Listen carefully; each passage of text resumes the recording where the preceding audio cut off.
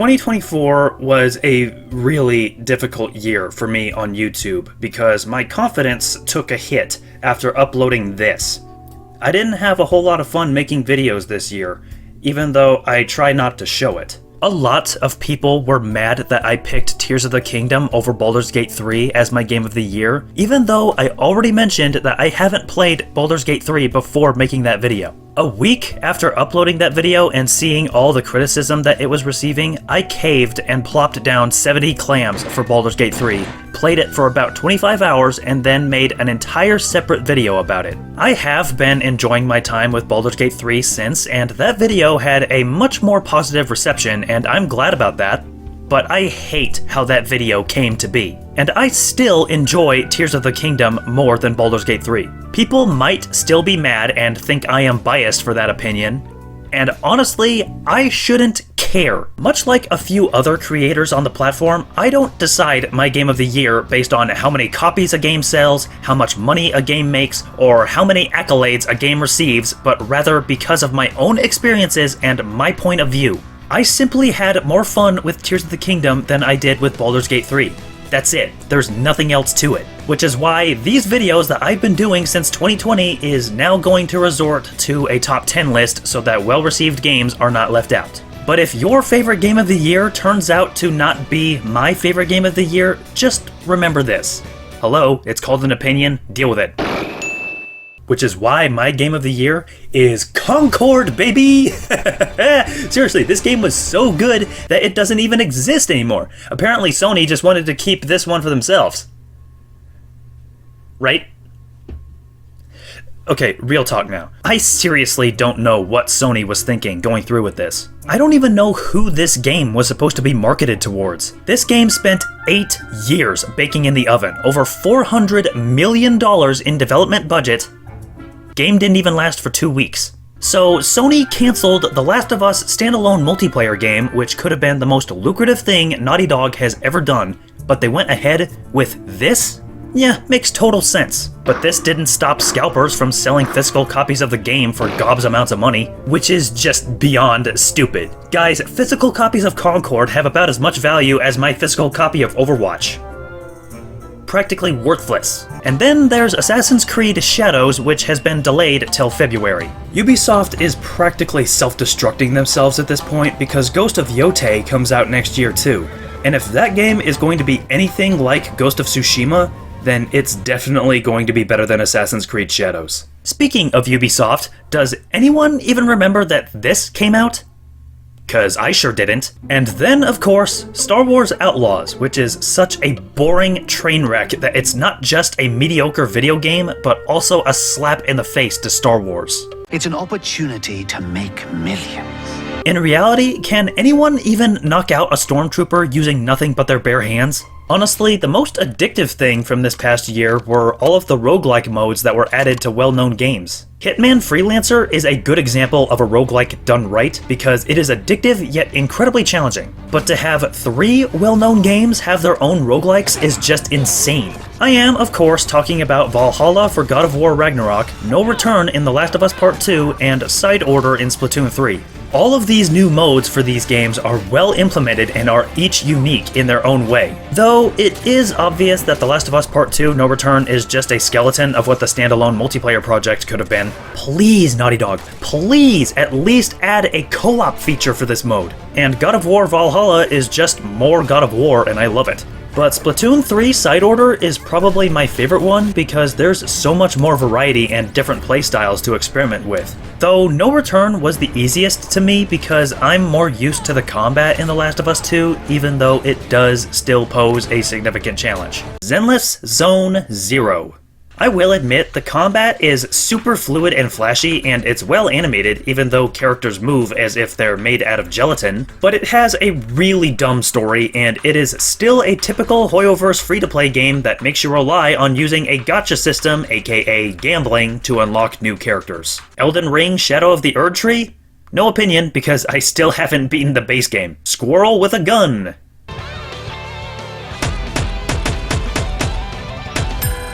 Is exactly as it sounds. It is a really hilarious and imaginative concept, but it barely has enough substance to stuff your cheeks with. Princess Peach Showtime. I actually forgot that this came out this year. It's not a bad game, it's very bright and cheerful, and is a game that anyone can pick up. Just be warned, you'll probably forget about it not long after you beat it, like I did. Penny's Big Breakaway? Same team that made Sonic Mania. What more needs to be said? It wasn't my favorite platformer this year, but it's still a lot of fun and wacky. All the main character uses to get around is a yo-yo, and it is super fun to use. But when I started being chased by a giant ball made out of penguins, I knew I was hooked. And Sonic and Shadow Generations once again proves that Sonic Generations is still the best 3D Sonic game that Sonic Team has ever made. All they had to do was add an entire Shadow expansion and bam, perfect. And then there's the horror side of things. I unfortunately didn't play the remake of Silent Hill 2, not because I think it's bad, I've actually heard a lot of good things about this game. It's just that I've purposely avoided Silent Hill because I know how much these games can mess with your head. But other than this, where are all the horror games? Oh boy. A Quiet Place is actually one of my favorite horror movies because the use of sound and the lack thereof is amazing. Plus, it actually encouraged idiots to stay quiet in the theater. For a concept like this to translate to a video game, I didn't think it was going to work. But my lord, it actually works. Many different factors, such as being careful where you're walking, how fast you're moving, how fast you open a door or a drawer, all actually have impact, because the louder you are, the closer you are to dying at the hands of an alien monster. Imagine the clickers from The Last of Us, only they can hear every little sound from miles away. And to top off the stress, you're playing as a pregnant woman that has asthma. On paper, this might sound boring, but sweet summer child, there is nothing boring about this. A Quiet Place: The Road Ahead is one of the most nerve-wracking and innovative horror games I've ever played, and it also has a pretty good story. It is a movie tie-in game that actually works, and it's only $30. It unfortunately didn't make my top 10, but I really wanted it to, so I'll at least give it an honorable mention. A Quiet Place: The Road Ahead deserves it. And with that said, let's move on to the actual top 10. Tekken 8 is really good. I am astounded at how many different moves and combos each character in this game has. And they are all unique to each character, whether you want to pull off something completely silly or something a lot more intense to knock your opponent's dick off. And all the characters are where Tekken really shines. You can play as a pro wrestler who is an anthropomorphic lion. I hate rich people! You can play as super jacked Bruce Lee, who goes by martial law in this game. Am I the only one who thinks this? He looks an awful lot like Bruce Lee. You win. Do you want to learn martial arts? What about an Irish super spy in a ripped-up wedding dress? Or Kazuya, you know, he's always a good choice. But the craziest thing in Tekken is how you can play as a bear named Kuma. And for those of you that don't know, that's just bear in Japanese. Seriously, who came up with this? Because they are a genius. Today ain't your day, pancakes! Now, fighting in online matches is all well and good, but I think the best mode in the game is Ghost Mode, where you fight an AI ghost version of yourself or other players that match your fighting style. Because as we should all know, your greatest foe is yourself. Paper Mario: The Thousand Year Door is the rarest kind of Paper Mario game where it does everything that the original N64 game did, but better. I've explained this on my channel before, but when I was like 4 or 5 years old, I've had a GameCube for about a year until it somehow mysteriously kamikazed itself out of my house when I wasn't looking and it disappeared. I never played the original Thousand Year Door, so I am glad that it was remade for the Switch. Which is why I should mention that I am shocked that this is a licensed Nintendo game with Mario in it. This game is so deceptively dark. Heck, one of the first things you see in Rogueport, the main hub of the game, is a freaking gallows in the middle of town. And this game has the closest thing we'll ever get to seeing Peach in the nude in an official Nintendo game. All that aside, it is a fantastic and wacky RPG with a fantastic plot and a really fun turn-based battle system, where sometimes a shy guy will come out of the audience and drop an overhead light on your head. Although my favorite thing about this game is that Bowser isn't the main bad guy. You do have a couple of boss fights with him, but he's mostly just there for comic relief. Stellar Blade is the kind of game that I would put in the same category as these games, where I think that it is incredibly overrated. It has a shallow story with some of the dullest characters I've ever seen in a video game, repetitive side missions with constant backtracking, and really, really frustrating platforming, especially this part. Gosh dang it, X. I was trying to jump. Circle. X. Are you kidding me? Nope, I almost screwed up there. Screw this! Maybe the pattern under your feet is a hint. Shut up, Adam. Maybe the pattern under your feet is Shut up, Adam. Maybe the pattern... Shut up, Adam! But you don't play this game for any of that crap. You play it for the combat. It's so fluid and satisfying with so many insane combos and special moves that encourages you to keep at it. And Eve can transform into Sephiroth, basically. Katana, one wing, that's Sephiroth. It also has a fair amount of difficulty to it. It isn't Dark Souls level of difficult, but it can be deceptively challenging. Not to mention that this is one of the most gorgeous games on the PS5, and the music in this game? Oh my gosh, the music is phenomenal. I wish I could play some of it without fear of copyright. And the best costume in this game is a bear suit. Kind of ironic that my number 7 would be Final Fantasy VII Rebirth. I actually played through Final Fantasy VII Remake for the second time, as well as the intermission episode starring Yuffie for the first time in preparation for Rebirth. And all that did was remind me just how awesome, yet goofy and incredibly stupid that game really is. I really wanted to believe we could. Yeah. You owe me a pizza. I just have some questions. Why is Red 13 riding a chocobo? And why is Red 13 able to wear a Shinra uniform and breakdance in it and challenge me to a game of Queen's Blood at the climax of a Queen's Blood tournament? Why is Tifa oblivious to seducing Cloud without even trying? Huh? You went to my place? You went into my room? You went through my stuff? I know I shouldn't have. Cloud! You asshole! Why does Yuffie join the party all willy-nilly? Why are there so many minigames and most of them are awesome? Why does Cloud's Buster Sword shrink along with him when he turns into a toad? And why is Cloud jumping off of a dolphin one of the best things that I've ever seen? Why is everyone walking into melee range of Sephiroth without shooting him already? Why is Chadley still here? Why is the final chapter of this game so epic yet so chaotic and convoluted that you cannot help but think, What in the hell is going on? I'm just messing around here. Final Fantasy VII Rebirth is a very good game. The combat system has been well refined compared to Remake. It has a really fleshed out story with beloved characters, and there's just so much stuff to do, even though filling in all the dots will make pretty much anyone go insane. And Gongaga Jungle just really, really sucks. Barring that final chapter, this was a fantastic journey, and I am going to play through it again at some point, leading up to the release of the anticipated third game of this Final Fantasy VII Remake trilogy. Even though Queen's Blood is the most addictive minigame in the whole game while also being a pain in the ass. Also, I wouldn't recommend Rebirth being your first experience with Final Fantasy VII because you're just going to get confused. Play Remake or the original PS1 game first if you want things to make sense.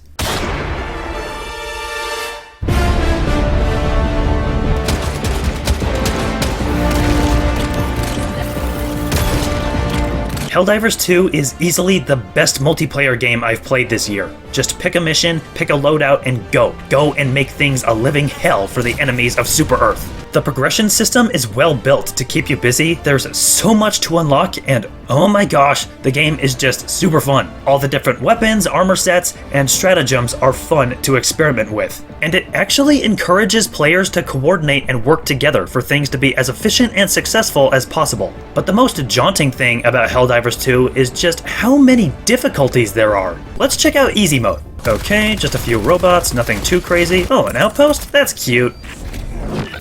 Pick up a few samples, get blown up by a landmine that I can't see because I am an idiot. Oh, I can see the main objective from here.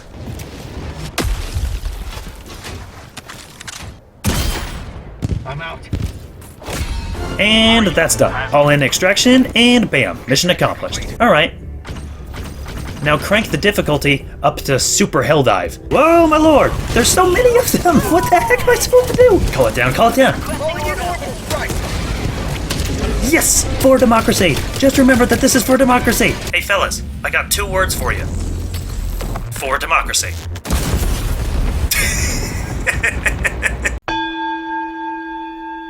I'll be honest. I haven't beaten this yet, but good lord, this is tremendous! The game starts with that Dragon Ball Z opening, and shortly after starting, you fight an anthropomorphized wolf with a double-bladed fire sword, and then you fight a big-headed Thanos. Now this is how you start a video game! Black Myth Wukong is a fantastic action game set in Eastern mythology with stunning visuals and incredible, fierce boss fights. And each boss fight is unique and filled with adrenaline every time, as you take things at your own pace and learn how each boss moves. The combat is incredibly fluid and satisfying, with so many stances, techniques, and combos at your disposal. It is also pretty difficult at times, but it's not too difficult that you can't do it. And unlike Stellar Blade, instead of playing as a brain-dead android, you play as a funny talking monkey. Immortality. The Legend of Zelda: Echoes of Wisdom is one of the more oddball entries in the Zelda series, and not just because it's finally a Zelda game where you actually play as Zelda. I am not counting the CDI games because they are not official Nintendo games, and those games just suck anyway. Echoes of Wisdom takes after the original top-down Zelda formula, using the same cutesy engine from the Link's Awakening remake, while also adding in some creative elements from Tears of the Kingdom. Since you're not playing as Link, you can't just rush in and swing a sword at everything. Rather, playing as Zelda, you have to use, as the name implies, your wisdom and your wits to overcome any challenge. In a way, this structures the entire game as more like a puzzle game, including the boss fights. But because of how well Zelda's Echo abilities can be used, you can outsmart a lot of obstacles in the game. In a normal Zelda game, Link needs something like the power bracelets or silver gauntlets to move heavy objects. In Echoes of Wisdom, Zelda can do this.